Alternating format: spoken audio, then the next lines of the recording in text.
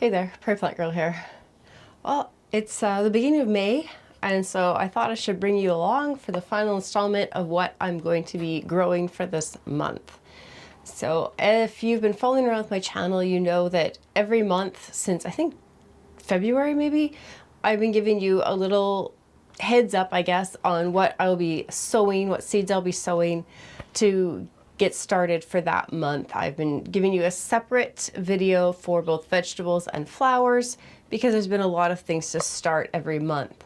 But now that we're into May, we're nearing my average last frost date. And so this will be the last time that I'm doing a lot of seed starting, and towards the end of the month, I'll just be getting into transplanting and a little bit of direct sowing this month. But most of my seed starting should be done by the end of this month, and it'll just be into, you know, any plants I picked up at the store or anything that I have started like in my greenhouse here or in my grow room, which is busting at the seams. And I'll just be getting all of that planted outside, and I'll bring you along for a lot of that. So this is my last what I'm growing or what I'm sowing, what I'm starting from seed kind of video for this year. And I think I'm just going to combine both the flowers and the vegetables into one video because there isn't as much that I'll be starting this month from seed, and I'll be moving more into planting. So sorry, my voice is terrible. I have a really wicked cold, but it is what it is. So, and because of this cold, I'm actually behind. So I actually have a few things still to start from the end of April. So I'll still be getting some of my last sowings from April going, and then I'll be moving into my May sowings, and hopefully I can get caught up this week on all of that. But 1 week here or there isn't going to make a huge difference in the grand scheme of plants growth. So let's start with the flowers, and I'll let you in on what I have planned to do for the flowers. So if you are new to the channel, this is my little note. I make myself a calendar for every month, starting back in like December, January. I make up a calendar of when to start things and what to do. You may have noticed on here, I have notes of what's more cold hardy. So those are the things that I can either have out in my greenhouse or even sow outside before my average last frost date. My average last frost date is right around the like 15th to the 20th of May. It kind of fluctuates around, and that's just kind of what I work with. It's been moving more to the 15th the last few years, but traditionally in Saskatchewan, Canada, at least in the southern part here where I am, people plant their gardens and plant their flowers and that on the May long weekend, which is around the 20th, 21st of May. So just a little information, I guess, to let you know where I sit in things. I am in Saskatchewan, Canada. I'm in the kind of south central region. I'm now classified as a growing zone 4. I have traditionally been a 3B, but that has just recently changed.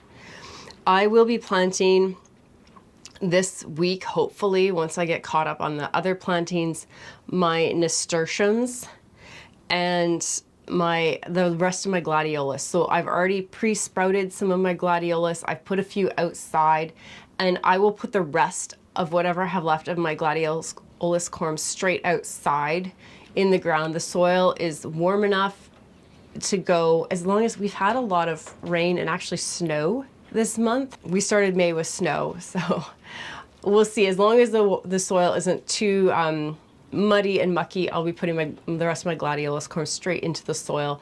I don't think it will be. We're very dry and droughty, so that was just a lot of welcome moisture. My gladiolus, I should be able to get planted right into the ground. And then my nasturtiums, I could wait till the end of the month and just direct sow them, but I will try and get them started in my greenhouse just to give them a little extra, a couple of weeks to get sprouted and up and going, and a little bit of extra protection that way. And then the next week after that, which I call week 0 in my plan, that's like when I'm approaching my last frost date. That's when I will try and get a lot of my plants planted outside. So that's the end of my sowing of seeds inside, and anything that I have left that I want to sow, I will just direct sow outside, which I don't have anything listed on my list to direct sow outside, but if I find anything that I come across, or if I was supposed to plant sunflowers last week, I might just wind up just direct sowing them if I don't get them done inside. getting them started inside is just to give them a little extra boost and get them a little stronger before they go out. I'll also this month, starting anytime now, I'll be starting to get all of my pansies, dusty millers, snapdragons, my ranunculus and anemones I had planned to have out by now, and they're still sitting in my greenhouse here, so I plan to get those put outside. And my marigold, gomphrena, cosmos, candy tuft, nigella. I find nicotiana quite cold hardy. My asters, my calendula, I will put out, and then again my salpiglosis and my strawflower, all cold hardy. And I'm just going to start trying to get those in the ground. They're already started inside. Some of them are out here. Some of them I still need to move out to my greenhouse. My dianthus, any of those things that I have out in my greenhouse, I'll be trying to get outside now. So on to the veggies. So again, I have a few things that I didn't get done last week that I need to kind of catch up on. And mostly that's just doing some successive sowings of brassicas. And normally the first week of May is when I would want to get my potatoes and any of my root crops planted out in the garden. I think I'm pretty close to getting that stuff done. My potatoes aren't finished. I just have my buckets that you saw me sow inside, which are sprouting. And then all of my like cold tolerant vegetables, like I'll be trying to get my carrots are planted, my parsnips are direct sown. I got my bok choy direct sown, and I got my radishes direct sown. So all I have left is, I don't think I got any kohlrabi or turnips sown, seeded out in the garden yet. So I need to get that done. And like I said, my potatoes still need to be done. So those I will just be direct sowing. Hopefully I'll get that done this week because they can all go in before last frost. And then I wanted to get some of my brassicas and onions that I had already started indoors. I wanted to get those out into the garden. And I have most of that done. I have a few onions left that aren't put out in the garden, and I still have not got my cauliflower and my broccoli put out in the garden. So that's what I'll be trying to work on this week, to try and get that done. Next week, I will be trying to get my bed that I put my tomatoes in set up, make sure the soil is getting warmed up. And I will probably get my tomatoes in next week. We'll just see what the soil temperature is like. As long as I can put my hand in and the soil is warm to the touch, then I am fine putting my tomatoes in. And I usually just set up some plastic over the bed to warm the soil up. And then I will put cozy coats around the tomatoes. So if we still get a frozen night or a cooler night, the tomatoes are protected. And I find they do quite well just getting them in that little bit early.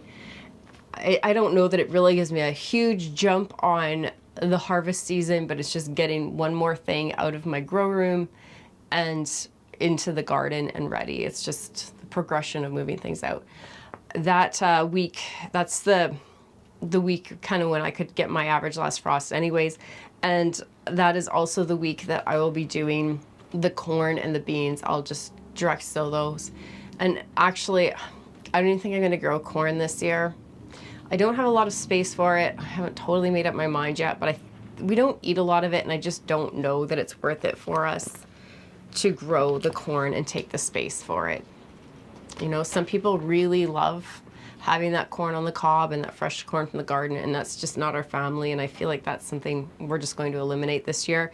But the beans, I'll certainly get in. And again, the beans are, when the soil is warm enough to put my hand in and feel, you know, not cold, then it's warm enough to plant the bean seeds. And by this time they sprout and come up, we should be past our average last frost by then, and it should be warm enough for them to grow. We go really quick from cold and snow. Like I said, the 1st of May we had snow, and I will almost guarantee by the end of May it'll be quite hot out, and we'll be in like around 9-10 degrees at night overnight, which is normal for us even through the summer.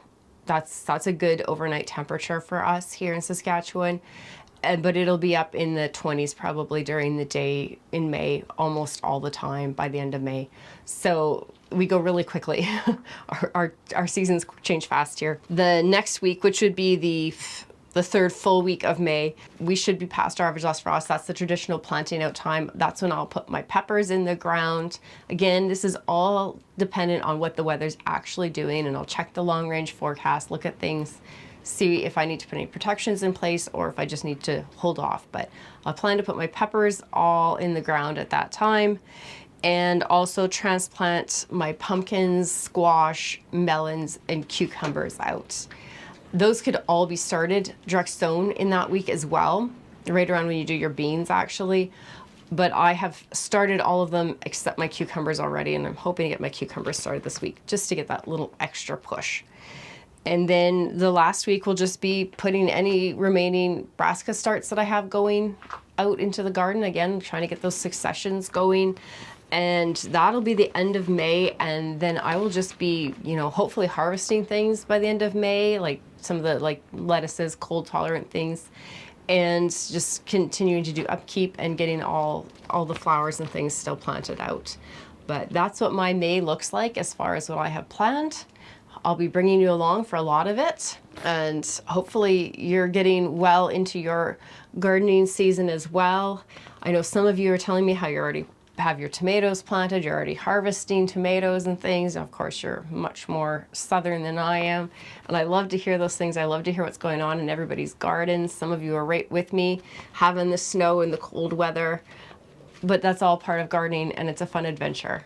So thanks for coming along with me. And let me know in the comments where you're at in your gardening season, and we'll see you in the next one. Thanks for watching. Bye.